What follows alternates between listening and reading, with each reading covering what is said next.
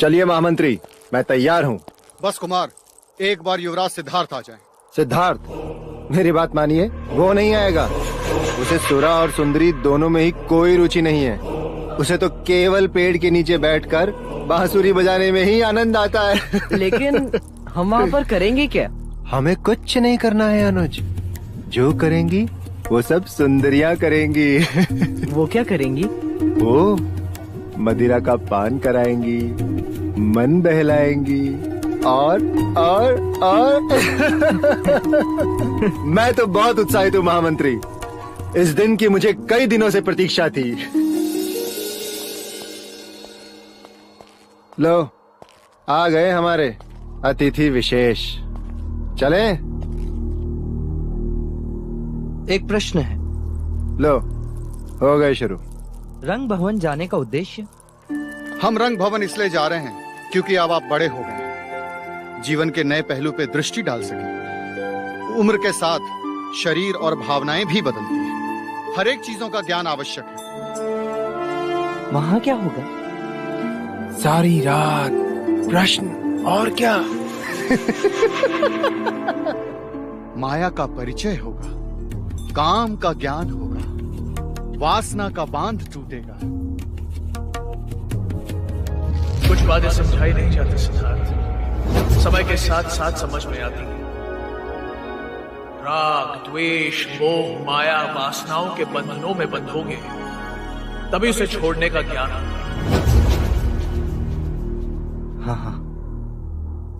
चलिए महामंत्री, मुझे भी माया, काम और वासना से परिचित होना है। चलिए। क्या हुआ? एक और प्रश्न। चलिए। आइए।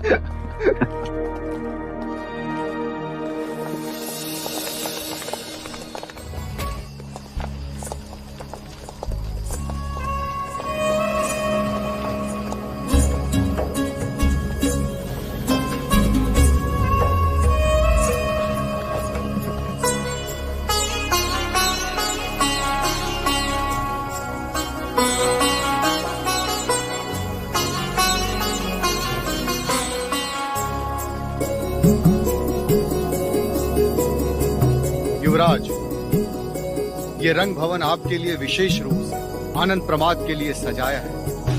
यहाँ से सुख शुरू होता है। चलिए। राजकुमारों का स्वागत है। पधारिए।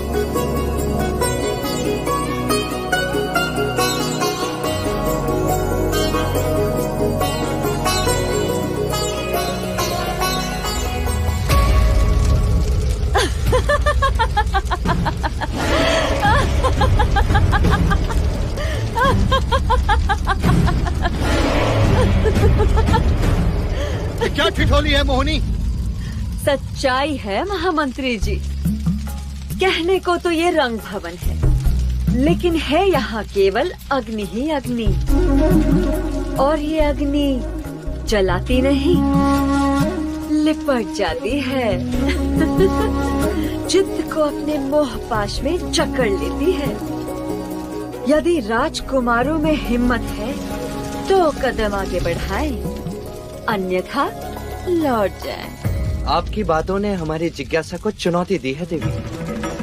अब लौटना संभव नहीं।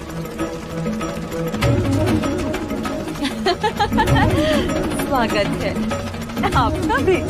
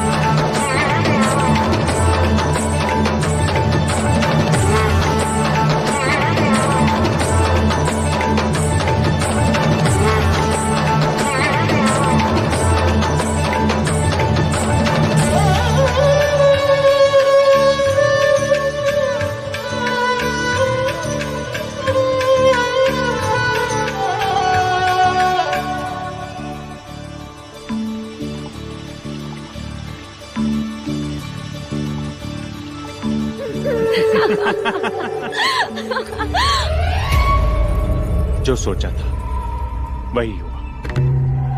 कहते हैं ना कि कमल कीचड़ में खिलता है। पर यहाँ तो कमल तल में ही धस गया। अब देखना, सिद्धार्थ कभी भी रंग भवन से बाहर नहीं आ पाएगा।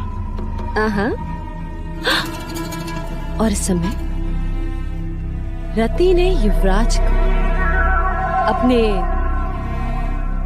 बाहों के फास में जकड़ लिया होगा।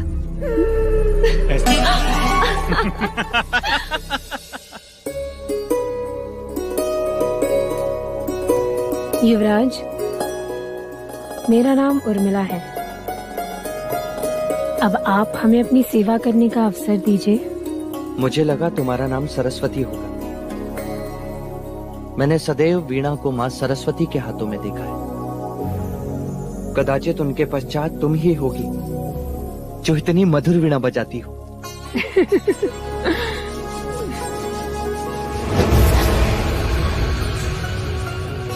मैं आपके लिए ऐसा क्या कर सकती हूँ जिससे आपका चित्त प्रसन्न हो? अगर तुम मेरा चित्त प्रसन्न करना चाहती हो तो मुझे रिचाई गाकर सुनाओ। क्षमा, रिचाई मैं नहीं जानती, और वैसे भी उन्हें गाना तो ब्राह्मणों का अधिकार है, गणिकाओं का नहीं। ऐसा किसने कहा? वेद उसी के जो उसका पठन करे, रिचाई उसी की जो उसे गाए। आवाज जाति, वर्ण और ज्ञान से परे होती है। पर गणिका सबसे परे होती है युवराज। हमने तो केवल प्रेम का शास्त्र सीखा है। प्रेम ही हमारा वेद है। आकर्षण उसकी ऋचाएं और तृष्णा उसका फल। तो ठीक है, जो तुम्हें आता है वही सुनाओ।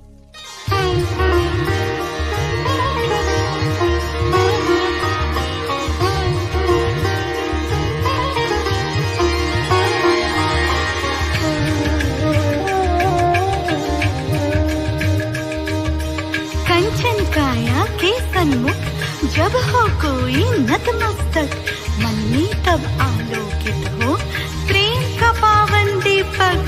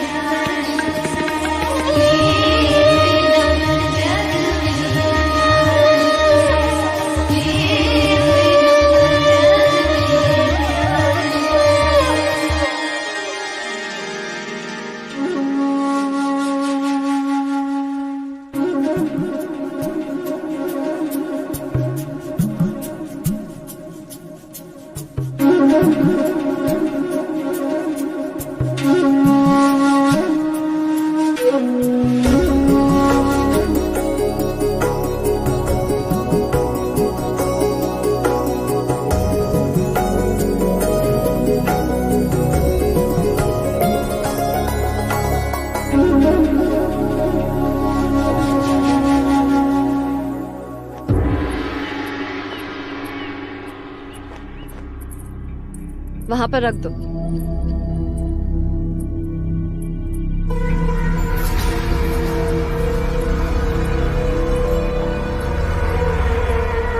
क्या देख रहे हो? कपिलवस्तु की इन गलियों। क्यों? ऐसा क्या है इनमें आर्य? देख रहा था, जब इन्हीं गलियों में सिद्धार्थ मदिरा का प्याला लिए घूमेगा, तब जाके महाराज को पता चलेगा कि उन्होंने सिद्धार्थ को किस दलदल में फेंक दिया। रंग भवन बहुत अच्छी जगह है।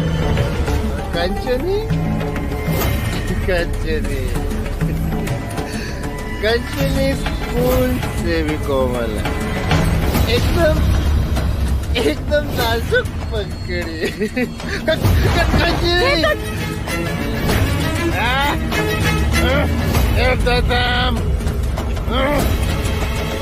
रंगन और कंचनी।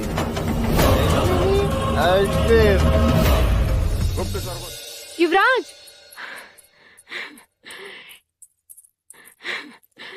ये आपका उपवस्त्र।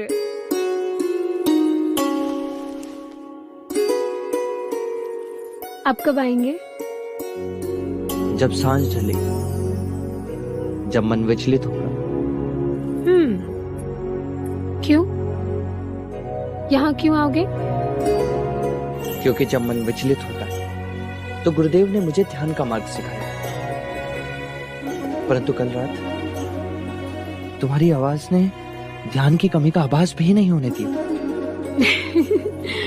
तो उपहार? उपहार? उपहार क्या दूं?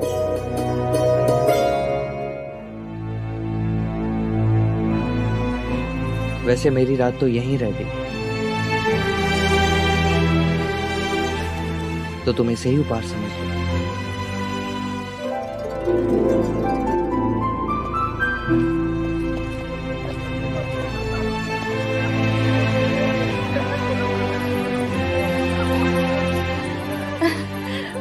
मुझे कुमार अनिरुद्ध ने पाचूपन दिया। अरे वाह। मुझे महानाम ने माला दी। मुझे कुमार देवदत्त ने अपना घोड़ा ही दे दिया, जो वो ले जाना भूल गए। तू बता उर्मिला, तुझे युवराज ने उपहार में क्या दिया? अपनी मित्रता और स्त्री होने का सम्मान।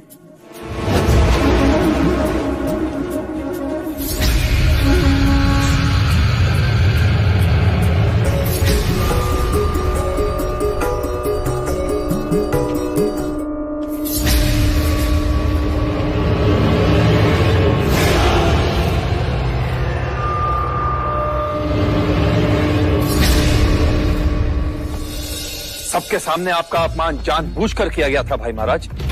ये कोई व्यवस्था की त्रुटि नहीं थी।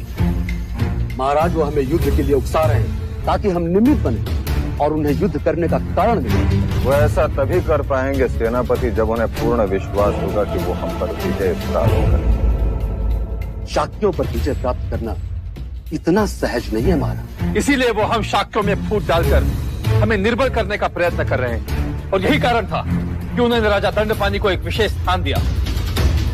कारण जो भी हो अनुज, हमें चौकन्ना रहना चाहिए। राजनीति ये कहती है कि उन्होंने प्रसन्नजीत को राजा बनाया और फिर उसे चक्रवर्ती बनाने का प्रयत्न अवश्य करें। सेनापति, गुप्तचर को सावधान करो, प्रत्येक जानकारी जुटाओ। न जाने क्यों मुझे कपिलवस्तु के क्षितिज पर युद्ध के बादल दिखाई दे रहे हैं।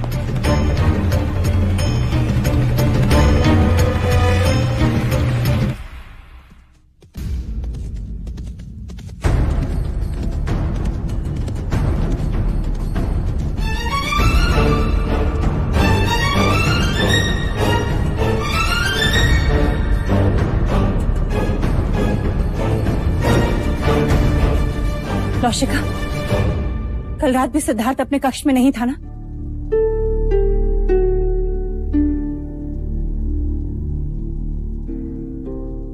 इसीलिए मैंने विरोध किया था, पर महाराज ने मेरी नहीं सुनी। परिणाम देख, सिद्धार्थ दिन रात रंग भवन में बिताता है। नहीं, सन्यासी और सम्राट के इस युद्ध में वो अपनी मनुष्यता ही ना खो बैठा।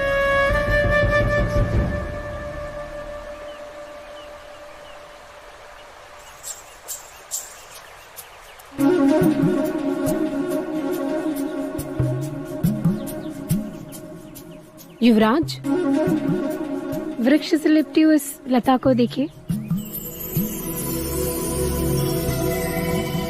मानो मन भावनाओं से सजी धजी कोई स्त्री उत्तेजना के साथ अपने मन चाहे पुरुष से लिपट गई है।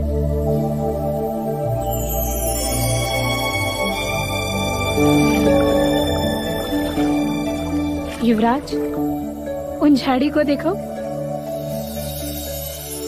ऐसा लगता है मानो हरे वस्त्र पहने एक सुंदर रमणी अपने प्रेमी की प्रतीक्षा करते करते किनारे पर ही सो गई हो।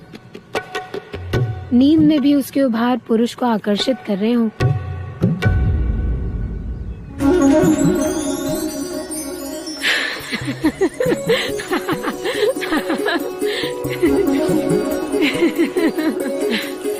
पक्षियों में नारी जाति का सामर्थ्य देखो। मादा आगे आगे चलती है और नर उसके पीछे पीछे, मानो वो उसका दास हो। पर नर ऐसा जानबूझ के नहीं करता। ये तो प्रेम जताने का एक ढंग है, क्योंकि वो अपनी प्रेमिका को खोना नहीं चाहता।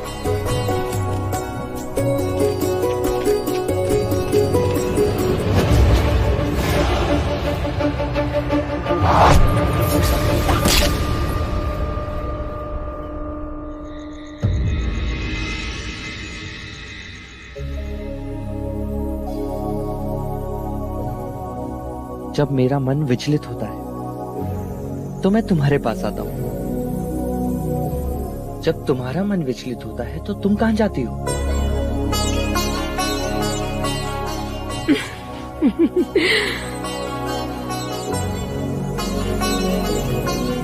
सुना था लज्जा अब सबसे कोसों दूर भागती है।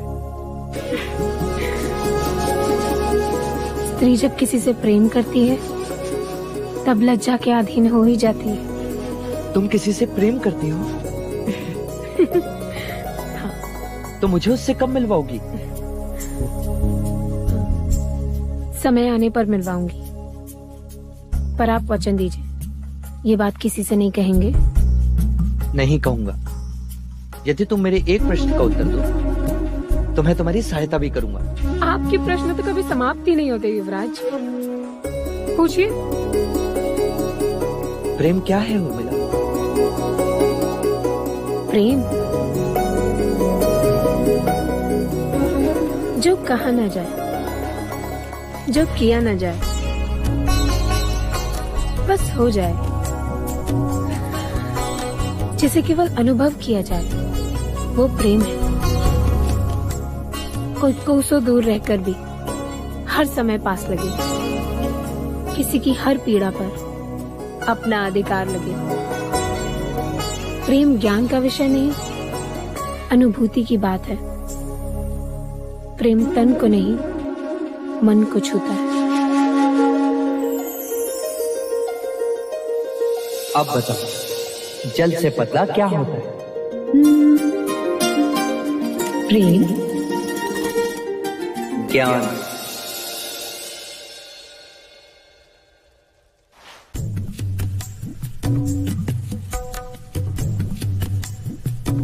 उर्मिला,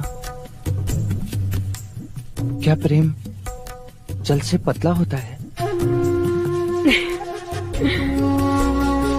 हाँ, लाख रोकने पर भी वो अपना मार्ग ढूंढ ही लेता है। और ज्ञान? जहाँ प्रेम होता है वहाँ ज्ञान का तराजू नहीं चलता।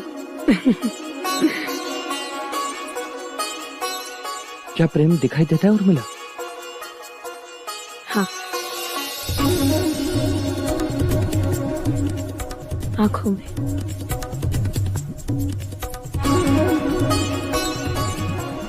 मिल लो मेरी आंखों में स्वयं से।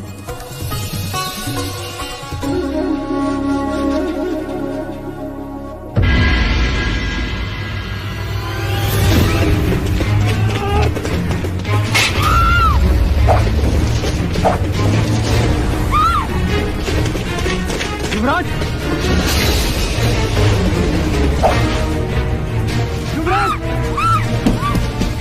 युवराज! छोड़ दो दरवाजा।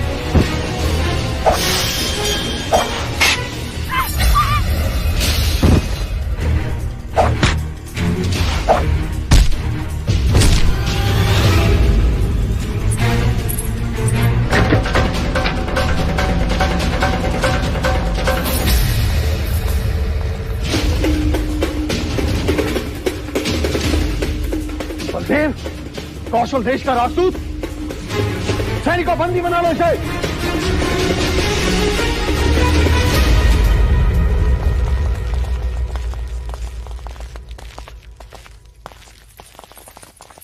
युवराज,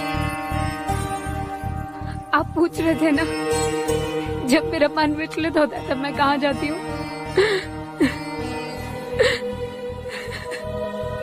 ये वही है, मेरा प्रेम।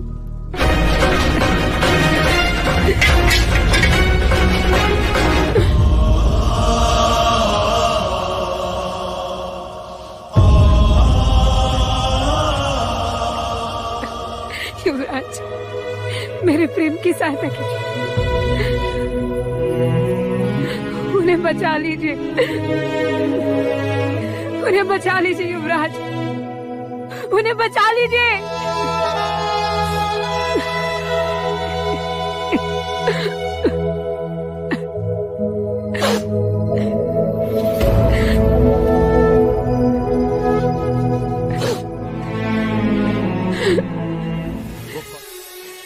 मैं बलदेव से प्रेम करती हूँ युवराज, उसके अतिरिक्त मेरा और कोई नहीं है, उन्हें बचा लीजिए युवराज। परंतु ये कैसे संभव है? वो कौशल देश का राजदूत है और तुम कपिलवस्तु, वो एक गुप्तचर और तुम। क्षमा कीजिए युवराज, वो कौशल देश के अवश्य है, परंतु वो गुप्तचर नहीं है। कोई कैसे माने तुम्हारी इस बात को? कोई नहीं मानेगा युवराज, कोई नहीं मानेगा, और बात सच है।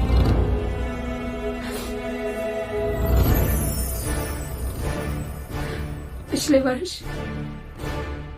मैं और मेरी कुछ सहेलियां जल क्रीड़ा के लिए गए थे।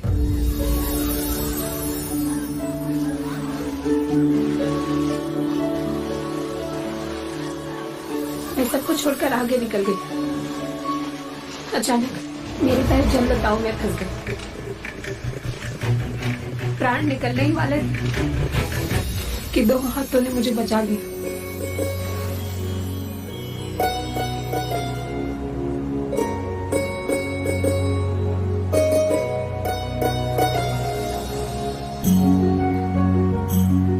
वो प्रथम दृष्टि थी जब प्राणों ने प्राणों को पहचाना था, आंखों ने आंखों को वचन दिया था। वहां कोई देश नहीं था, कोई धर्म नहीं था, कोई वर्ग नहीं था तो केवल प्रेम। क्या प्रेम की एक दृष्टि आयु भर के लिए पर्याप्त होती है? हाँ युवराज। तो क्या उसे पता नहीं था यदि वो पकड़ा जाएगा तो उसे गुप्तचर समझा जाएगा? प्रेम भय से परे होता है युवराज, नहीं तो भवरा कमल में बंदी बन के मरता नहीं, आग में पतंगा जलता नहीं।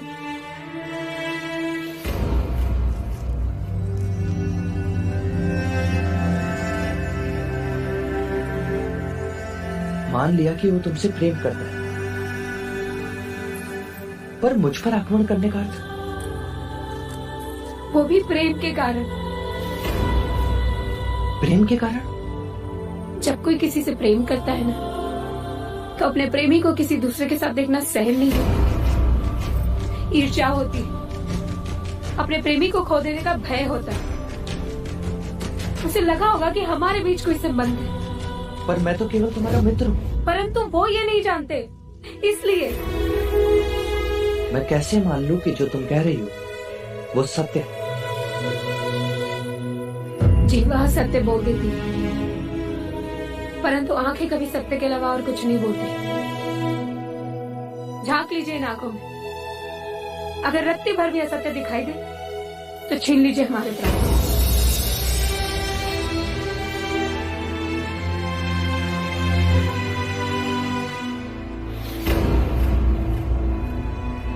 क्या आपको हमारी आंखों में प्रेम की सच्चाई नहीं दिखाई देती? कहिए युवराज, कहिए। अगर तुम्हारी बात सच्ची है और बलदेव का प्रेम खरा, तो मैं तुम्हें वचन देता हूं, बलदेव को कुछ नहीं होगा। सत्य कथा